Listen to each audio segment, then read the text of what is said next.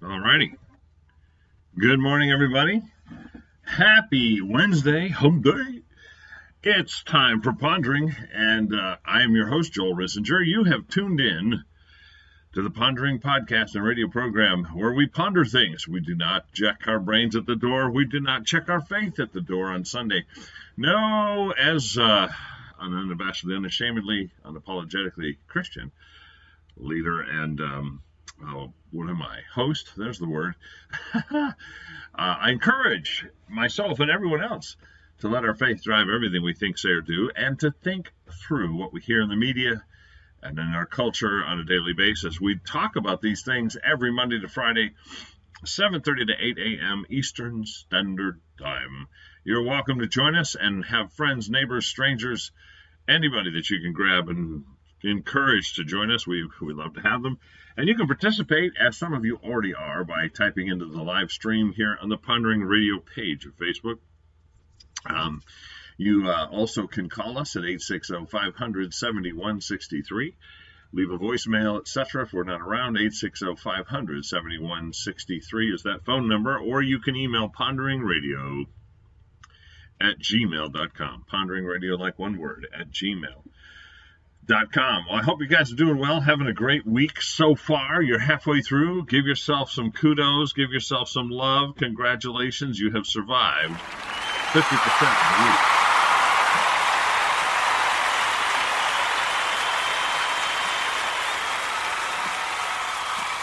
There you go. Little applause. Rounds of applause for you. For surviving so far. So good morning to Susie, who's joined us with camels. I don't know why. Oh, hump day. Right, I get it. Yeah, a little slow. Brenda, good morning to you. And Doug, good morning to you and anyone else I missed. You guys, it's great to have you. Like I said, I hope your week is going well. We're doing well here at the Rissinger Ranchero. We had the two granddaughters overnight for a sleepover. It's funny how we get to stay up late on sleepovers, and then Bampa still has to get up and go to work, you know. It's not fair. Oh, to be a kid again. They're still sleeping. Me, not so much. Grandma, not so much. But that's okay. It's fun. We love them. Good times. And they are starting their summer vacation, so... and it's strange, you know, because they're shifting gears. Most likely they're going to homeschool next year. My daughter is going to homeschool them. And so, you know, this is a big transition time. They went from in school, you know, all day to at home online school during the day to now homeschool. And we're excited about that. Actually, we think that's going to be good for them. I breathe a sigh of relief knowing what I know about the school system and things that are taught. And quite frankly, we look at what's happening around us and these riots and the creation of this fiefdom out in Seattle, Chaz or whatever they call it, and the attitude of those running it. And I have to say, I don't blame the kids. I don't blame these young people doing it. I blame our generation, my generation, for teaching them, you know, and allowing them to believe some of the things they believe. You know, I was listening the other day, overhearing a lesson that was being taught, and, you know, because everything's online now, so when the kids or Karen or anyone's listening to it on their laptop, I can hear it. This teacher's having this conversation with these kids about a book they're reading, and the book is saying that, you know, and the kids are doing a book report about polar bears dying because their habitat is disappearing, and how we need to, you know, stop drilling and stop doing all these things so that the polar bears won't die.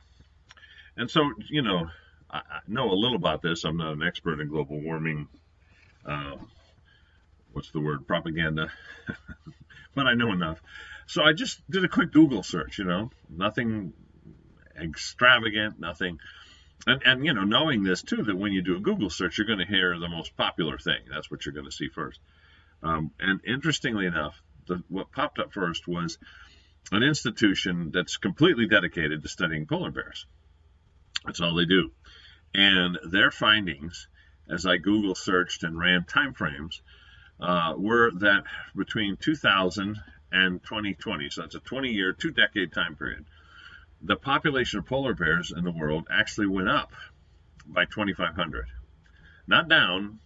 No, not being devastated, starving, floating on little pieces of ice because all the other ice is melted and they're skinny and looking terrible like in some of the Al Gore videos from years ago.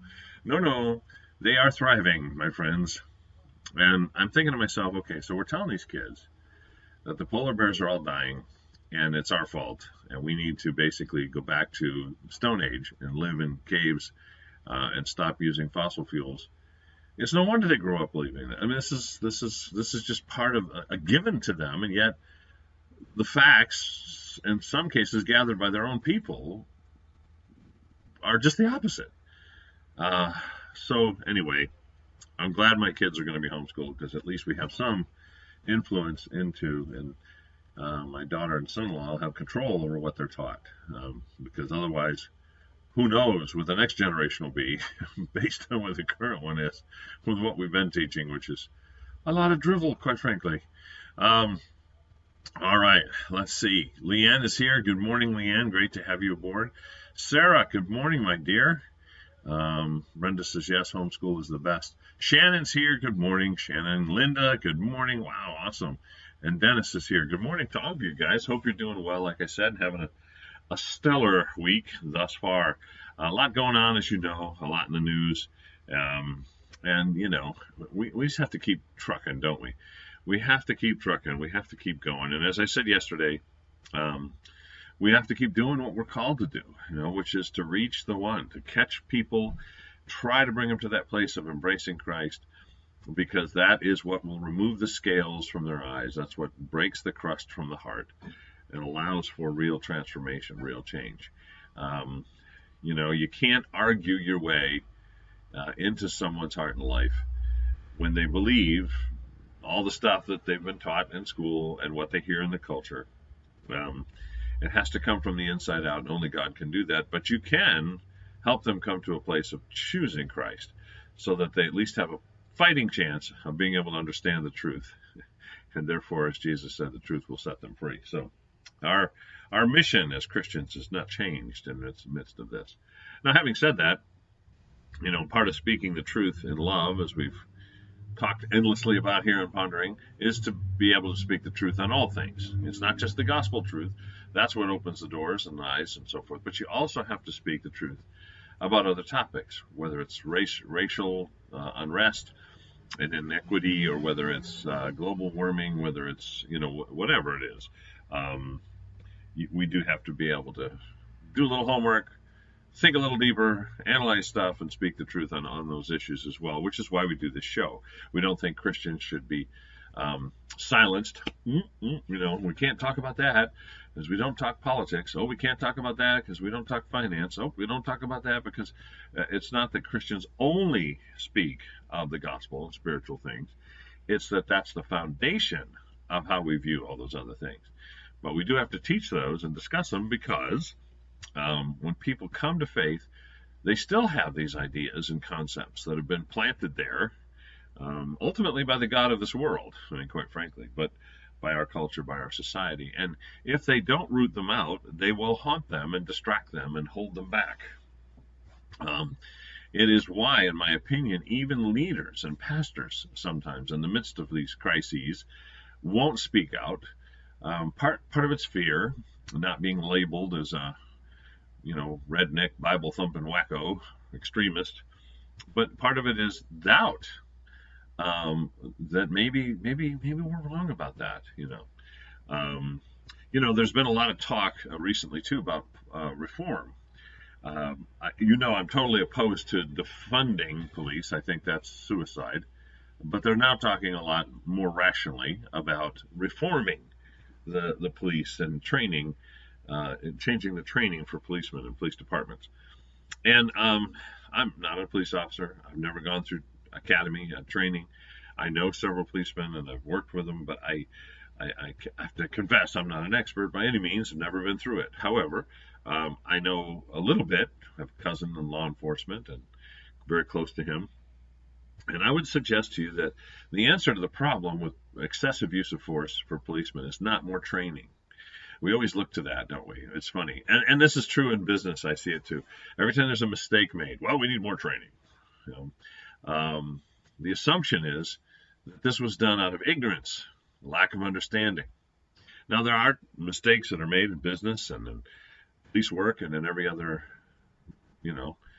industry and market based on ignorance. I don't doubt that. But I don't think that if you had, before some of these current cases, before the George Floyd case, for example, if you'd sat 1,000 policemen in a room and said, how many of you feel it's appropriate to kneel on the neck of a suspect who is handcuffed until he chokes out and dies? I don't think you'd get, a majority of hands raised. Or if you ask, how many of you were trained this is the best way to, restrain a suspect? I don't think you'd see too many. Yeah, well, I thought that was it. Again, I think what we saw there was rage, anger, fear, whatever else, all negative emotions combined, played out in excessive use of force. And so you don't train that away. What you do, though, is you work with the heart, with character. You work with, again, spiritual development, and frankly, you also work with society and culture, because we live in a culture right now that thinks it's okay and appropriate to spit at police officers, to shove them, to curse them out with vile language that drunken sailor would be embarrassed by. That's all good. That's fine. It's fine to resist arrest. Perfectly appropriate to run from the police. Run over the police if you're in a car and try to run over them, run them, run through them. It's all fine. That's all appropriate. Doesn't matter. You can break the law. You can then resist the arrest after you've been caught, and we will back you. And that's the culture we've created and sustained. So as we work to change that culture with the truth, and as we work to encourage character development and motivation of love, I did hear something I thought was somewhat profound the other day by a former training officer with state police, I think he was. He said, I'm going to get this right, but he said, we used to tell our policemen and women that they were peace officers. And then we changed it to the fact that they are law enforcement officers. He said, while what they do is enforcing the law, who they are should be officers of peace. And I thought, wow, that's an interesting, profound statement. What he was getting at was what they do and how they do it probably doesn't have to change. The law is the law, and they have to enforce it, and they've been trained well on how to do it. And yes, how to do it in most cases in a non-lethal way. But he said, if they think they are primarily there to enforce the law, as opposed to being there to bring peace and to encourage peace, he said it will affect their performance. They will, jump to that next level quicker. We will make this happen. We will make them submit. We'll make them obey. We'll make them, surrender. Will lead to force faster than the idea that we are here to create, sustain the peace of our community. And I thought that was a very profound thing. And that's not something that we're going to train differently about. What they do and how they do it, the tactics and methods, probably the same, but we could encourage, support from the clergy, support from social workers and counselors within the police department, and a constant reminder of this idea of being a peace officer, an officer of peace. I thought that was pretty good. I think that would make a huge difference. I think that's probably a key to the answer, more than, we just have to train them not to do chokeholds. I think they get that training. We have to show them how to de-escalate. Well, they've been through de-escalation training, all of them. That's required. Well, we gotta have tougher laws for the policemen and punish them when they screw up. Well, okay, maybe, but how much tougher can we get than slapping them with murder charges, which is what we're doing now in these cases? I think it comes down to that vision of being an officer of peace more than enforcement, and having the spiritual support for them and the societal cultural support for them that doesn't escalate their job to the point where they feel like their only defense is to shoot, right? I think that would make a huge difference. Just my thoughts. Shannon says we're likely homeschooling next year too. And frankly, Shannon, most people are, whether they plan to or not. Because the schools are planning. I mean, already, I'm just amazed by this. It's astounding how we've responded to COVID-19. It really is. In history, I think we'll be laughed at. I hate to say that, but I do. I think that our ancestors are going to look, if we're here long enough, Jesus doesn't return, people are going to look back and go, what were they thinking? This shutdown has cost us over $1 trillion. And I was just looking at a study this morning, an article about a study that's basically saying, and it didn't do anything. Because, yes, well, it prevented deaths. Well, if COVID-19 has a 97 to 99% survival rate, did it really? And of those that are in the 1% or less that do die from COVID-19, did we really prevent their death, or did we just prolong the inevitable? Meaning, if somebody's susceptible to it, they don't have the antibodies to fight it. We don't come up with a vaccine or a solid cure. We do have treatments that seem to help. But if we don't come up with what's the word I'm looking for? An effective treatment, consistently effective treatment, these people that isolated and hid in the house for the last 3 months, when they come out, they're going to get it, and they're going to die from it anyway. So did we really prevent their death? Or did we just prolong the inevitable? Because ultimately, if you shut down long enough, everybody would be starving. And given the choice of risking a 1% chance of dying of COVID-19 versus starving to death in your home, most people would go outside and go to work and not starve. I mean, that would be, I think, pretty reasonable. So the study basically says we lost $1 trillion, shut down multiple businesses, millions of people out of work. And at the end of the day, the people that nursing homes and other places that were affected, it spread because there's no way to stop it. There was no way to stop it. And so did we really accomplish anything? And the study basically said, this was out of Harvard. This was not a, conservative think tank that did this study. The basic response was, no, we didn't.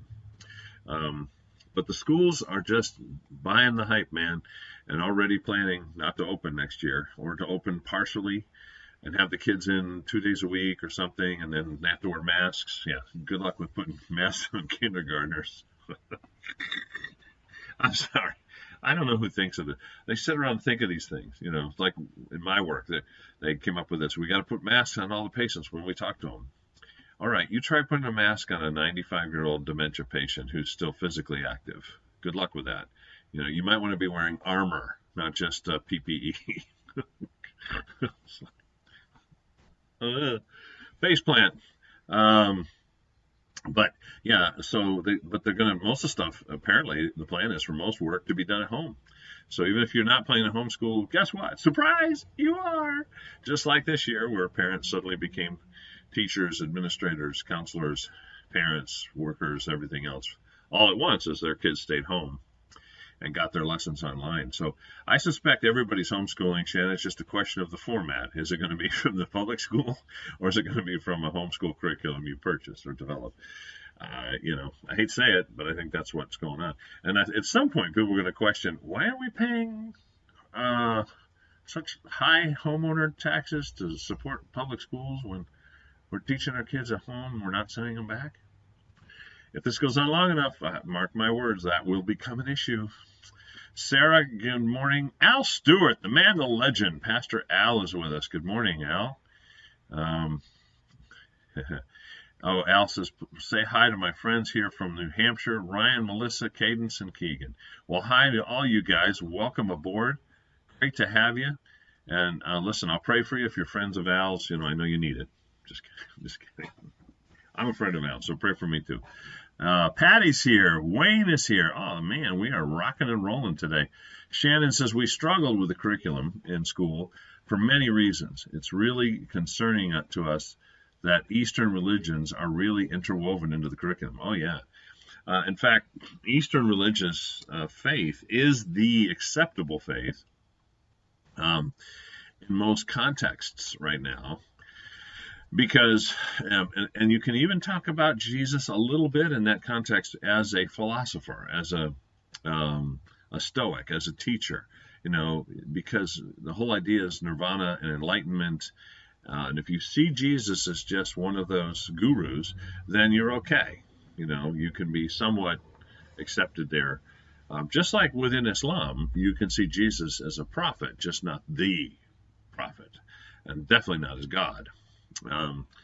So yeah, it's kind of sad, and it is a real factor. The funny thing about Eastern religion that many of these educators and academics don't realize, and I'm not an expert, but I've been in more Buddhist temples than most Buddhists have been in. When I was in China, every city I went to, I visited the temple there. That was the norm for them culturally, to take us in and show us their temple. And I used to sit and ask the lamas questions, the religious leaders. And so I learned a lot in a short time. But I will say this, what people don't realize is pacifism has actually led to the support for some of the most horrific evil in the history of mankind. People think, oh, it's wonderful. They sit and they reach enlightenment, They just and they meditate and they clear their minds and there's peace. Well, yeah, right next to people who are kidnapping children for sex trafficking. Thailand has the largest, most grotesquely evil network of child sex trafficking in the world. And there are pictures and videos you can probably catch on YouTube with children being snatched in the marketplace with monks sitting right there, reaching enlightenment. China historically was Buddhist, and out of that came communism and Mao Zedong and his evils. And now, granted, he was not a devout Buddhist by any means, but my point is Buddhism basically allowed for this pacifistic non-resistance to some of these very evil men and their ideas, and the results, and the tragedy is history. We've seen it. We've watched Tiananmen Square, etc. And I would say that Christianity, as much as it takes heat for sometimes being overly active, quick to go to war, whatever. We know the story of the Crusades, for example, but that's awesome. That's also taught inaccurately in our schools now. The way the Crusades are taught in school is that the Pope and the Christians wanted to expand their territory, believing that Jerusalem should be part of the Christian faith because of Jesus and our traditions. And so we marched on Jerusalem and just wiped out everything in our path till we could get it reclaimed for Christ, kind of thing. And that's not completely true. What started the Crusades were numerous, for decades long, there were attacks and raids by Muslim armies into Christian territory, primarily in the East, but elsewhere. And ultimately, the Holy Roman Army was formed to defend Christian outposts from these attacks. And then once you form an army and once you build that up, guess what? They're all sitting around with their swords with no place to go. Somebody got the bright idea that, yeah, you know what? Let's just put an end to this. Let's wipe them all out and take over Jerusalem. And they did march on Jerusalem with that intent, but it didn't start that way. And that's one of those little things you don't hear about in schools. Same with the whole Columbus is a racist and he came to America and enslaved the poor native peoples and so forth. And there's one of the problems with that and with the history of slavery and the understanding of the history of slavery is most people, and this is going to sound racist, so racist label warning, here it comes, but it's a fact of history, can't deny it. Slave trade in Africa was sponsored by certain African tribes because the tribal racism and bigotry in Africa, it lives and thrives to this day. And I've told you that when I've been there, in some countries, Namibia is one, people from different tribes won't even worship together if they're of the same faith. You could have two Lutherans, and one's from tribe A, one's from tribe B. They'll go to two different churches, sometimes on the same street, because they can't bring themselves to think of this other tribe as even barely human. Well, with that mindset, which still is alive and well, there were tribes taking over other tribes and selling them into slavery, human trafficking. And it was happening within the continent. It was happening with Europe. It was ultimately started happening with the United States. And, to think that there wasn't evil slavery and trafficking in other countries before the Europeans came is a rewrite of history. Even here in the United States, or the American continent, North America, among native peoples, there was slavery, and there were wars, and there was brutality. Read sometime about the Iroquois Indians and their treatment of rival tribes in western New York. Long before Columbus sailed the ocean blue in 1492, they were slaughtering each other and enslaving each other. So the idea that Columbus came and did this and just ruined everything is a rewrite. It is a revisionist view of history. That doesn't make it right. Don't get me wrong. Don't misunderstand me. But I just think our kids need the whole story, and it does keep things in perspective. And sometimes parents, it's going to have to come down to us doing that, because they're not, school is not going to do it for them. So anyway, just something to keep in mind there as you continue to roll through and plan schooling. I was going to tell you something. Oh, good news from Africa, by the way.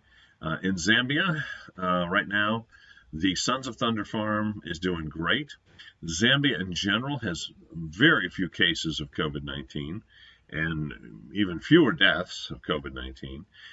The farm and the ministry there is doing great. Nobody has it. Nobody's come down with it. Nobody's died from it. The crops are flourishing at the Sons of Thunder Farm, just booming this year.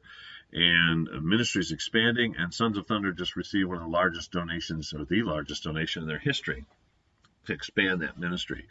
So I highly recommend them if you're looking for somebody to support and back that's doing it right, where the gospel is being taught, where people are taught practical ways to survive and thrive financially and through farming God's way. Literally, that's what they call it. And where they have medical care and birthing center and basically one-stop shopping all in one place where the tribes can come and really be ministered to.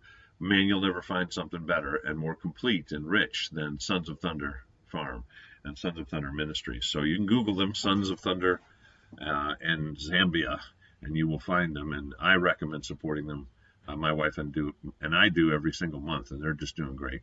All right, we're out of time. Shannon says, I do not want to subject my kids to masks. Yeah, I know. Poor babies. I know. Crazy.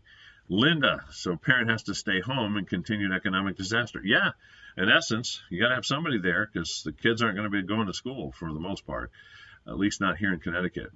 Good morning, Jason. Great to have you with us. We love you and appreciate you, sir.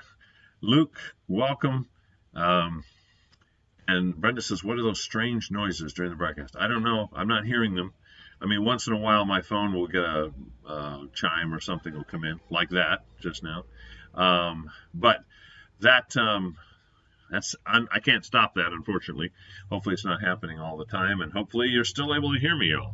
Well, God bless you guys. Have a wonderful day. We're out of time, but we will be back tomorrow. Tell your friends, neighbors, and complete strangers about Pondering every weekday morning at 7:30. And until then, stay in the Word of God. Keep on praying. Don't stop. And don't check your brain at the door. Keep pondering. And we'll see you mañana. Bye for now.